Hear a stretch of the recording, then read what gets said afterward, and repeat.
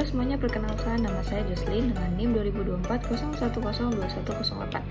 Pada video presentasi kali ini saya akan mempresentasikan mengenai sistem perekonomian Indonesia, khususnya materi yang akan berkaitan dengan Bank Indonesia, kebijakan moneter, sistem pembayaran kesehatan, perbankan, pengembangan ekonomi dunia dan otonomi daerah, serta perdagangan luar negeri, keuangan negara, serta sejarah kebijakan moneter Indonesia.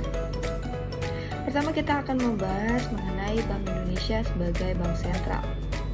Secara historinya, Bank Indonesia memiliki peran yang sangat cukup penting dan juga panjang.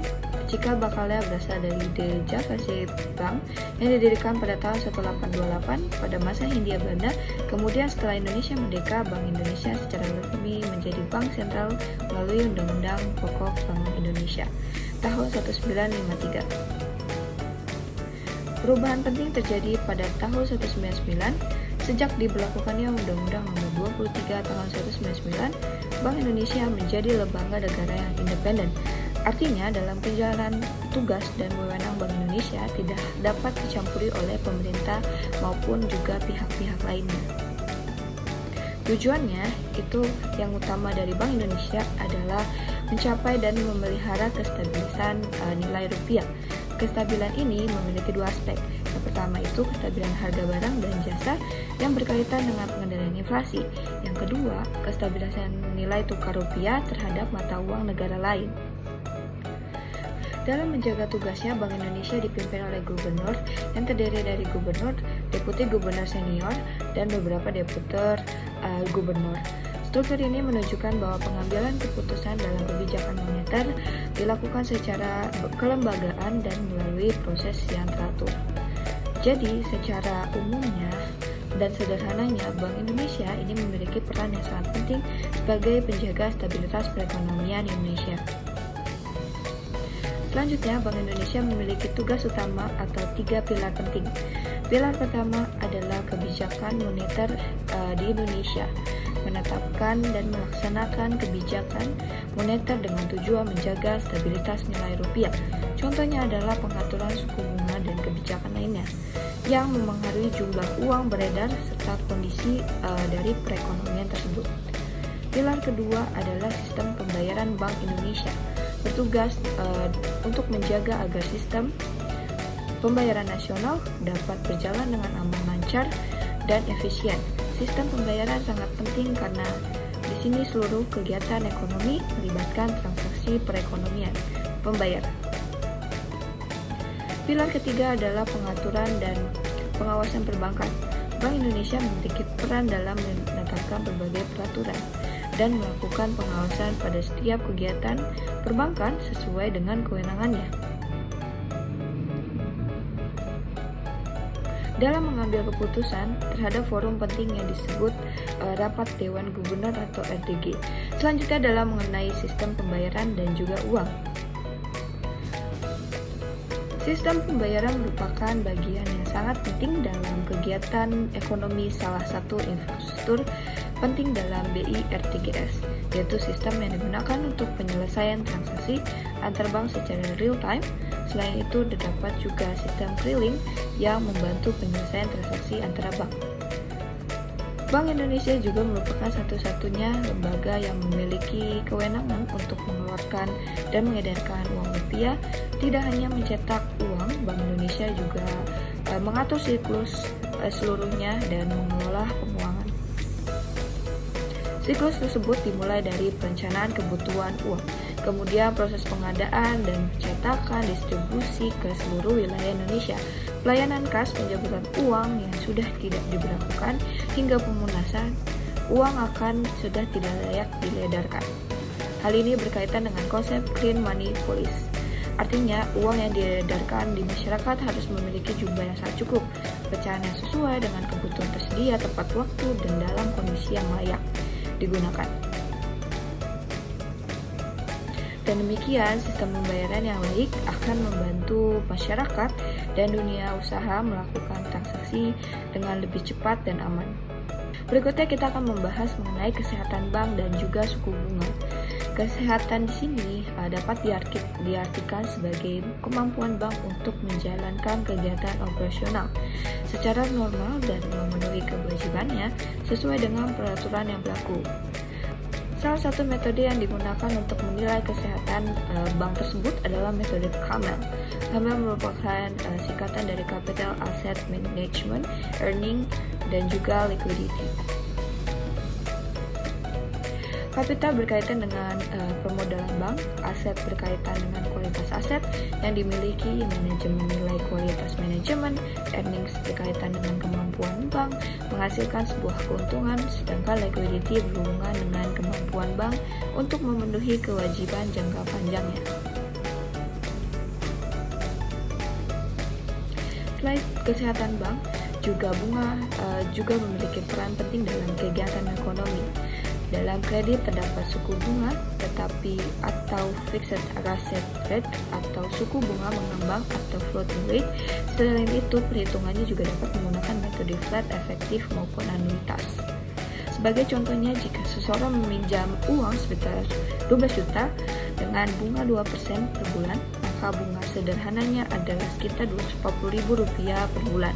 Sementara itu, jika seseorang melakukan investasi sebesar 10 juta rupiah dengan imbalan hasil 5% per tahun, maka keuangan yang diperoleh dalam sekitar 500.000 per tahun. Contohnya, ini menunjukkan bahwa suku bunga dapat memengaruhi keputusan masyarakat dalam meminjam, menabung, maupun juga berinvestasi. Selanjutnya kita masuk ke topik perkembangan ekonomi dunia.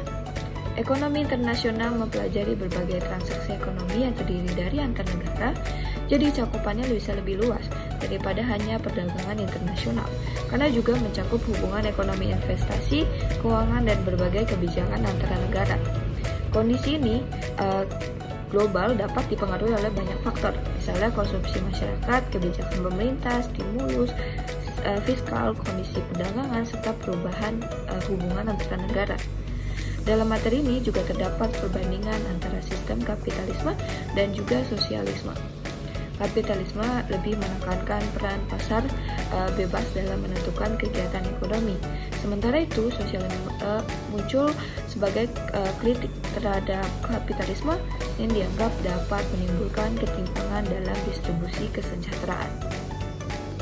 Selain itu, terdapat juga konsep One Belt One Road atau OBOR yang merupakan strategi konektivitas Tiongkok melalui penggunaan jalur darat dan juga jalur maritim. Strategi seperti ini menunjukkan bahwa hubungan ekonomi antar negara tidak hanya dilakukan melalui perdagangan barang, tetapi juga melalui pembangunan infrastruktur, investasi, dan juga kerjasama ekonomi. Bagi Indonesia, perkembangan ekonomi global sangat penting untuk diperlihatkan karena kondisi dunia dapat mempengaruhi ekspor, impor, nilai tukar, investasi, dan juga pertumbuhan ekonomi nasional. Otonomi daerah pada dasarnya merupakan bentuk desentralisasi dari pemerintahan pusat kepada pemerintah daerah. Melalui otonomi daerah, pemerintahan daerah dapat memiliki hak dan kewenangan untuk mengatur serta mengurus urusan daerah sendiri sesuai dengan peraturan yang berlaku. Salah satu alasan pentingnya otonomi daerah adalah karena pemerintahan daerah dianggap lebih memahami kondisi dan kebutuhan masyarakat di wilayahnya. Dengan demikian, pelayanan publik dapat dilakukan secara efektif dan pembangunan dapat disesuaikan dengan potensi masing-masing daerah. Dalam pelaksanaannya, otonomi daerah harus didasarkan beberapa prinsip. Yang pertama, prinsip nyata, yaitu sesuai dengan kondisi objektif dari daerah. Kedua, bertanggung jawab, yaitu harus mendukung pembangunan dan pentingnya masyarakat. Dan yang ketiga, dinamis, artinya harus menyesuaikan diri dengan perkembangan zaman. Otonomi daerah memiliki hubungan yang erat dan pembangunan ekonomi tidak hanya berarti meningkatkan pendapatan, tetapi juga harus menciptakan pemerataan. Jika otonomi daerah dijalankan dengan baik, maka setiap daerah dapat mengembangkan potensi lokalnya, meningkatkan pendapatan masyarakat, dan juga mengurangi kesenjangan antara wilayah. Selanjutnya adalah perdagangan luar negeri. Perdagangan antara negara terjadi karena setiap negara memiliki perbedaan. Perbedaan tersebut dapat berupa iklim, sumber daya alam, teknologi, teknologis, serta masyarakat maupun kemampuan produksi. Karena suatu negara dapat dilakukan spesialisasme dan dalam produksi barang atau tertentu. Tentu tujuan perdagangan luar negeri antara lain meningkatkan kesenjangan masyarakat, menambahkan devisa negara, memperluas pasar, serta memenuhi kebutuhan barang yang belum dapat diproduksi secara optimal di dalam negeri. Dalam perdagangan luar negeri, pemerintahan dapat menggunakan berbagai instrumen kebijakan, salah satunya adalah tarif atau biaya masuk. Selain itu, pemerintah juga dapat memberikan subsidi ekspor atau subsidi kredit impor. Terdapat juga instrumen non-tarif seperti pembatasan impor, persyaratan kandungan lokal, pengendalian pemerintah, dan juga berbagai hambatan birokrasi. Kebijakan perdagangan harus dilakukan secara seimbang. Di satu sisi, perdagangan internasional dapat membuka peluang pasar yang lebih luas. Namun di sisi lain, pemerintah juga perlu melindungi industri dalam negeri agar dapat berkembang dan bersaing. Selanjutnya adalah mengenai keuangan negara. Keuangan negara dapat dipahami sebagai seluruh hak dan kewajiban negara yang dapat dinilai dengan uang. Jika dinilai dari sisi objek, keuangan negara mencakup berbagai hal seperti kebijakan fiskal, kebijakan moneter, kekayaan negara yang dipisahkan.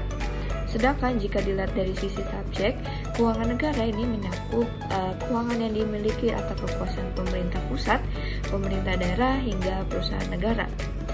Dalam pengelolaan keuangan negara terdapat berbagai asas yang harus diperhatikan. Pada prinsip ini lama terhadap asas kesatuan, universalitas tahunan, dan juga spesialisitas.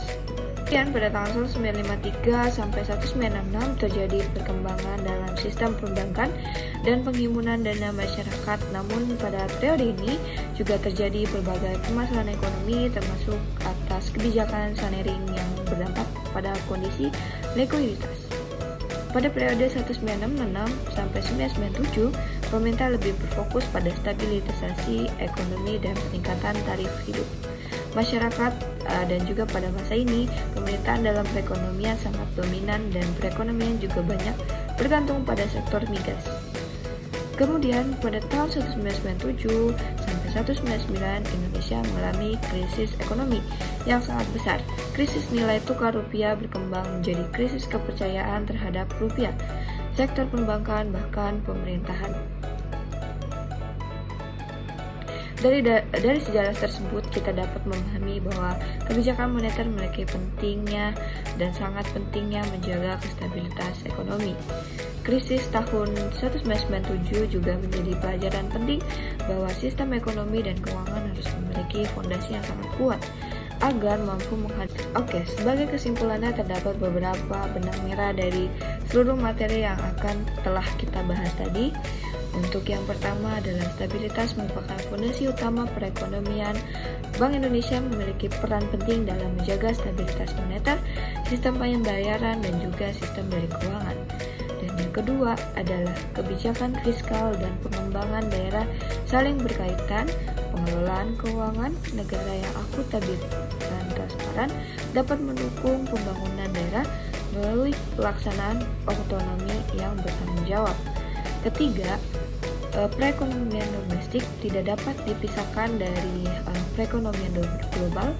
Perkembangan luar negeri dan perkembangan ekonomi dunia dapat mempengaruhi kebijakan serta kondisi ekonomi Indonesia.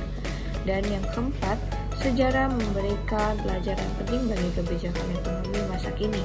Pengalaman Indonesia dalam menghadapi berbagai krisis, terutama krisis tahun 1997, menjadi dasar untuk pembangunan sistem ekonomi yang lebih kuat dan lebih siap menghadapi berbagai tantangan.